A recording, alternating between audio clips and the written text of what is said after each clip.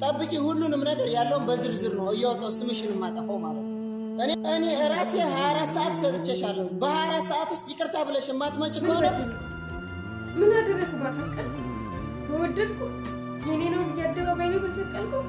የኛ በዛብህ የኛ ሰብለ ወንጌል መጀመሪያም ነግሬሽ ነበረ። አንተ ታይፕ አይደለህም ብለሽ ወደ ኤርሚ ሄድሽ እንጂ ኤርሚ ነው እንግዲህ ታይፕሽ ዋጋሽን ሊሰጥሽ። እንዲህ በመጀመሪያ ሴት ልጅ መከተል ያለባት የሚወዳትን እንጂ የምትወደውን አይደለም ነው የሚባለው።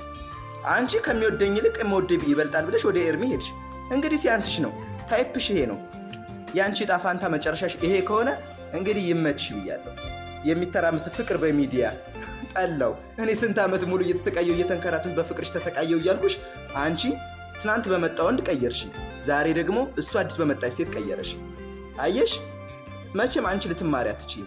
ቆይ ራስሽን በስንት ሂሳብ ነው የምታዩ? ተመልከቱ፣ ጉዳችሁ ይሄን ያህል ነው። እንግዲህ ዛሬ እንባ አይደለም ማልቀስ ያለብሽ፣ ደም ነው ማልቀስ ያለብሽ። ሲያንስሽ ነው። በመጀመሪያ ይቅርታ ጠየቅሽው አልጠየቅሽም እሱ ለኔ ግድ የለኝም። ምክንያቱም አንቺ ከሄድሽ በኋላ እኔ ቁም ያልጠበቅኩሽ ታይፔን አግኝቻለሁ። በዚህ አጋጣሚ ኪያዬ በጣም አድናቂሽ ነኝ። እሺ ኤርሚን ጠበቅ አድርገሽ ያዥልኝ እባክሽ።